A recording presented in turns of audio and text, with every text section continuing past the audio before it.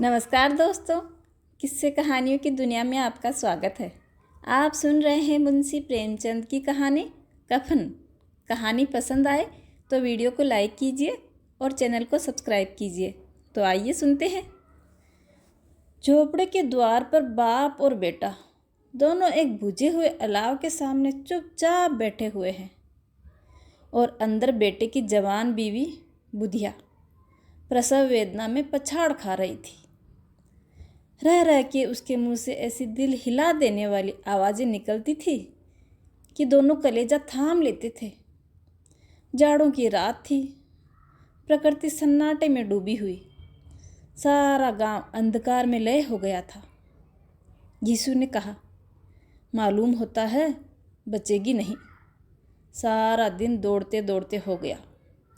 जा देख तो आ। माधव चिढ़कर बोला, मरना ही है तो जल्दी क्यों नहीं मर जाती? देखकर क्या करूँगा? तू बड़ा बेदर्द है बे। साल भर जिसके साथ सुख चैन से रहा, उसी के साथ इतनी बेवफाई। तो मुझसे तो उसका तड़पना और हाथ पांव पटकना देखा नहीं जाता। चमारों का कुनबा था और सारे गांव में बदनाम। यीशु एक दिन काम करता तो 3 दिन आराम करता। माधव इतना कामचोर था कि आधे घंटे काम करता तो घंटे भर चिलम पीता। इसीलिए उन्हें कहीं मजदूरी नहीं मिलती थी। घर में मुट्ठी भर भी अनाज मौजूद हो तो उनके लिए काम करने की कसम थी। जब 2-4 फाके हो जाते तो यीशु पेड़ पर चढ़कर लकड़ियां तोड़ लाता और माधव बाजार में बेच आता। और जब तक वह पैसे रहते, दोनों इधर उधर मारे मारे फिरते रहते। गांव में काम की कमी नहीं थी। किसानों का गांव था। मेहनती आदमी के लिए 50 काम थे। मगर वे दोनों विचित्र जीव थे। घर में मिट्टी के 2-4 बर्तन के सिवाय कोई संपत्ति नहीं थी। फटे चिथड़ों से अपनी नग्नता को ढांके हुए जिए जाते थे। संसार की चिंताओं से मुक्त, कर्ज से लदे हुए, गालियां भी खाते, मार भी खाते, मगर फिर भी कोई गम नहीं। दीन इतने कि वसूली की बिल्कुल आशा न रहने पर भी लोग उन्हें कुछ ना कुछ कर्जा दे ही देते थे। मटर आलू की फसल से दूसरों के खेतों से मटर और आलू उखाड़ लाते और भून बांध के खा लेते। 10-5 ऊख उखाड़ लाते और रात को चूस लेते। यीशु ने इसी तरह से 60 साल की उम्र काट दी थी और माधव भी सपूत बेटे की तरह पिता के लक्ष्य कदमों पे चला ही जा रहा है, बल्कि उसका नाम और भी उजागर कर रहा था। इस वक्त भी दोनों अलाव के सामने बैठकर आलू भून रहे थे जो किसी खेत से खोद लाए थे। यीशु की स्त्री को तो बहुत दिन हुए देहांत हो गया था। माधव का ब्याह पिछले साल ही हुआ था। जब से ये औरत आई थी, उसने इस खानदान में व्यवस्था की नींव डाल दी थी। जब से वह आई, ये दोनों और भी आराम तलब हो गए थे, बल्कि कुछ अकड़ने भी लगे थे। कोई कार्य करने को बुलाता तो दुगनी मजदूरी मांगते। वही औरत आज प्रसव वेदना से मरी जा रही है और ये दोनों शायद इसी इंतजार में हैं कि वो मर जाए तो आराम से सो जाए। यीशु ने आलू निकालकर छीलते हुए कहा, जाकर देख तो क्या दशा है उसकी। चुड़ैल का पिसाद होगा और तो क्या। यहाँ तो ओझा भी 1 रुपया मांगता है। माधव को भय था कि वह कोठरी में गया तो यीशु आलूओं का बड़ा भाग साफ कर देगा। बोला, मुझे वहाँ जाते डर लगता है। डर किस बात का है, मैं तो यहीं हूँ। तो तुम ही जाके देखो ना। मेरी औरत जब मरी थी तो मैं 3 दिन तक उसके पास से हिला तक नहीं था, और फिर मुझसे वो लजाएगी नहीं क्या? जिसका कभी मुंह नहीं देखा, आज उसका उधड़ा हुआ बदन देखूं? उसे तन की सुध थोड़ी ना होगी। मुझे देख लेगी तो खुलकर हाथ पांव भी न पटक सकेगी। मैं सोचता हूँ कोई बाल बच्चा हुआ तो क्या होगा। सौंठ गुड़ तेल कुछ भी तो नहीं है घर में। सब कुछ आ जाएगा, भगवान दे तो। जो लोग अभी एक पैसा नहीं दे रहे हैं वे ही कल बुला बुला के रुपए देंगे। मेरे 9 लड़के हुए, घर में कभी कुछ नहीं था, मगर भगवान ने किसी न किसी तरह बेड़ा पार लगा ही दिया। जिस समाज में रात दिन मेहनत करने वालों की हालत उनकी हालत से कुछ बहुत अच्छी नहीं थी, और किसानों के मुकाबले वे लोग जो किसानों की दुर्बलताओं से लाभ उठाना जानते थे कहीं ज़्यादा संपन्न थे, वहाँ इस तरह की मनोवृत्ति का पैदा हो जाना कोई आश्चर्य की बात नहीं थी।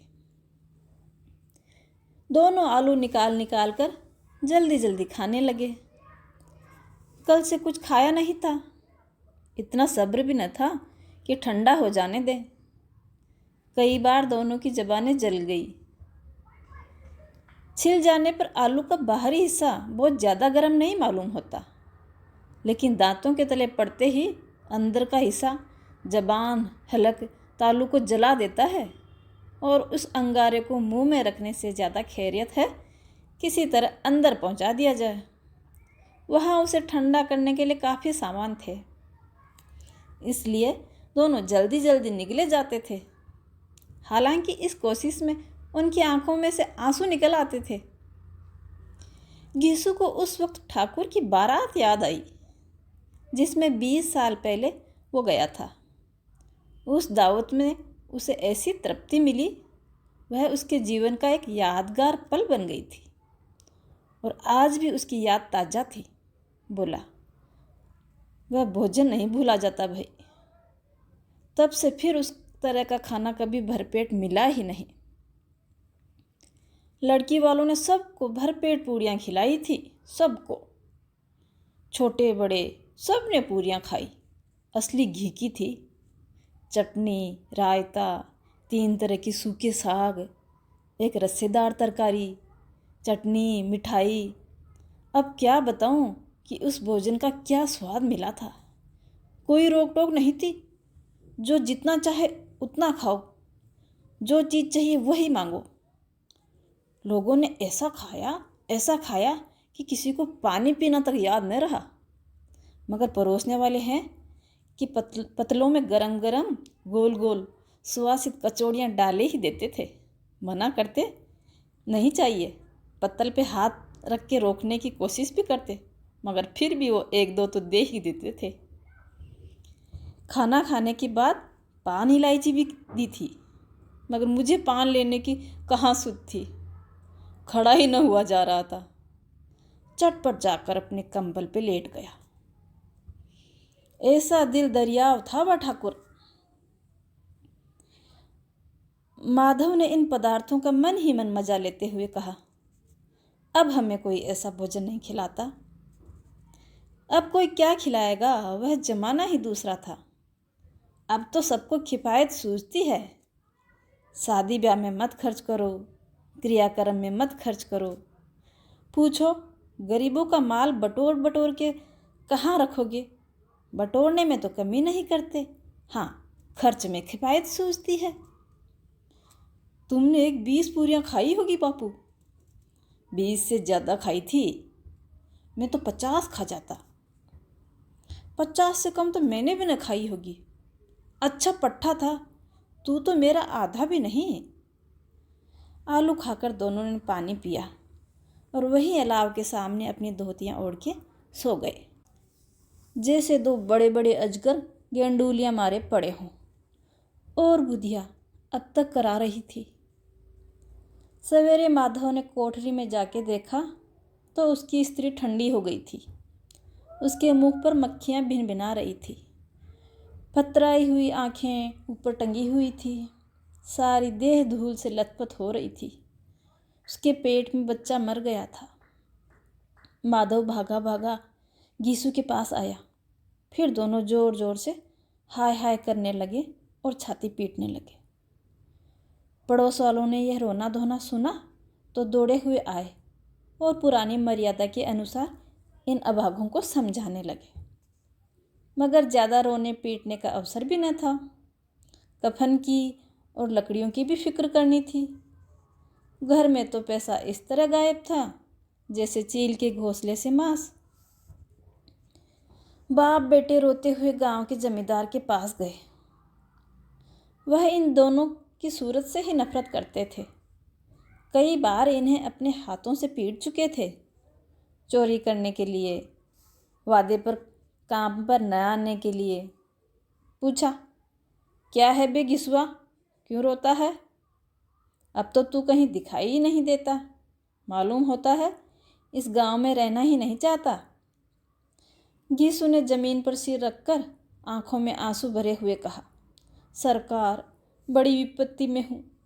माधव की घरवाली रात को गुजर गई। रात भर तड़पती रही। सरकार, हम दोनों उसके सिरहाने बैठे रहे। दवा दारू जो कुछ हो सका सब कुछ किया, मुदा वह हमें दगा दे गई। अब कोई एक रोटी देने वाला भी नहीं रहा मालिक। तबाह हो गए, घर उजड़ गया। आपका गुलाम हूँ। अब आपके सिवाय और कौन उसकी मिट्टी को पार लगाएगा? हमारे हाथ में तो जो कुछ था वह सब दवा दारू में उठ गया। सरकार ही की दया हो तो उसकी मिट्टी उठे। आपके सिवाय किसके द्वार पे जाऊं? जमींदार साहब दयालु तो थे, मगर गीसू पर दया करना काले कंबल पर रंग चढ़ाना था। जी में तो आया, कह दे, चल दूर हो यहाँ से।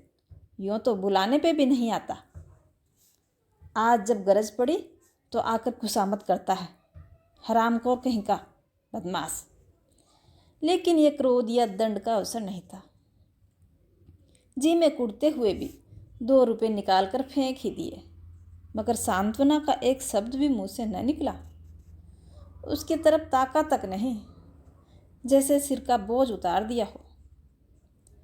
जब जमींदार साहब ने 2 रुपये दिए तो गांव के बनिया महाजनों को भी इनकार का साहस न था। गीसू जमींदार के नाम का ढिंडोरा पीटना भी खूब जानता था। किसी ने 2 आने दिए, किसी ने 4 आने दिए। 1 घंटे में गीसू के पास 5 रुपये की अच्छी रकम जमा हो गई। कहीं से अनाज मिला, कहीं से लकड़ी। और दोपहर को गीसू और माधव बाजार से कफन लाने चले। इधर लोग बांस वांस काटने लगे थे। गांव की नरम दिल स्त्रियां आ आकर लाश देखती और उसकी बेकसी पर 2 बूंद आंसू गिराकर चली जाती। बाजार में पहुंचकर गीसू बोला, लकड़ी तो उसे जलाने भर को मिल ही गई है, क्यों माधव? माधव बोला, हाँ, लकड़ी तो बहुत है, अब कफन चाहिए। तो चलो कोई हल्का सा कफन ले लें। हाँ, और क्या, लाश उठते उठते तो रात हो जाएगी। रात को कौन कफन देखने वाला है? कैसा बुरा रिवाज है, जिसे जीते जी तन ढकने को भी चितड़ा न मिले, उसे मरने पर नया कफन चाहिए। कफन लाश के साथ जल ही तो जाता है, और क्या रखा रहता है। यही 5 रुपये पहले मिले होते तो कुछ दवा दारू कर लेते। दोनों एक दूसरे के मन की बात ताड़ रहे थे। बाजार में इधर उधर घूमते रहे। कभी इस बाजार की दुकान पर गए, कभी उस दुकान पर गए। तरह तरह के कपड़े, रेशमी, सूती देखे, मगर कुछ न जचा। यहाँ तक कि शाम हो गई। तब दोनों न जाने किस दैवीय प्रेरणा से एक मधुशाला के सामने जाकर पहुंच गए और जैसे किसी पूर्व निश्चित व्यवस्था से अंदर चले गए। वहाँ जरा देर तक दोनों असमंजस में खड़े रहे। फिर गीसू ने गद्दी के सामने जाके कहा, साहू जी, 1 बोतल हमें भी दे देना। उसके बाद कुछ चिखोना आया, तली हुई मछली आई और दोनों बरामदे में बैठकर शांतिपूर्वक पीने लगे। कई कुंजियां ताबड़तोड़ पीने के बाद दोनों सुरूर में आए। गीसू बोला, कफन लगाने से क्या मिलता, आखिर जल ही तो जाता, कुछ बहू के साथ थोड़ी तो जाता। माधव बोला, बड़े आदमियों के पास है धन तो फूके, हमारे पास फूकने को क्या है। लेकिन लोगों को जवाब क्या देंगे? लोग पूछेंगे नहीं कफन कहाँ है? गीसू हंसा।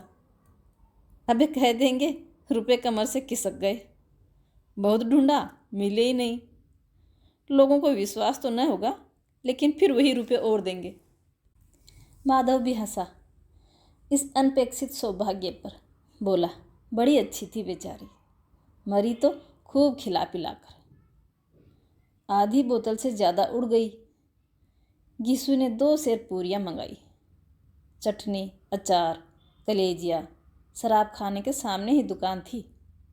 माधव लपक कर 2 पत्तलों में सारा सामान ले आया।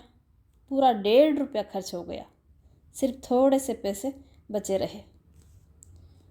दोनों इस वक्त इस शान से बैठे हुए पूरियाँ खा रहे थे जैसे जंगल में कोई शेर अपना शिकार उड़ा रहा हो। न जवाबदेही का खौफ था, न बदनामी की फिक्र। इन सब भावनाओं को उन्होंने बहुत पहले ही जीत लिया था। गीसू दार्शनिक भाव से बोला, हमारी आत्मा प्रसन्न हो रही है तो क्या उसे पुण्य न मिलेगा? माधव ने श्रद्धा से सिर झुकाकर तस्दीक की। जरूर से होगा।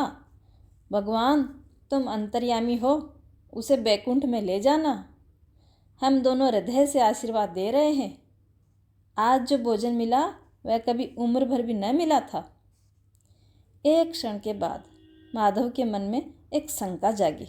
बोला, क्यों दादा, हम लोग भी तो एक न एक दिन वहीं जाएंगे। गीसू ने इस भोले भाले सवाल का कुछ उत्तर न दिया। वह परलोक की बातें सोचकर इस आनंद में बाधा न डालना चाहता था। जो वहाँ हम लोगों से पूछेगी कि तुमने हमें कफन क्यों नहीं दिया तो क्या कहेंगे? कहेंगे तेरा सिर। पूछेगी तो जरूर। तू कैसे जानता है कि उसे कफन न मिलेगा? तू मुझे ऐसा गधा समझता है क्या?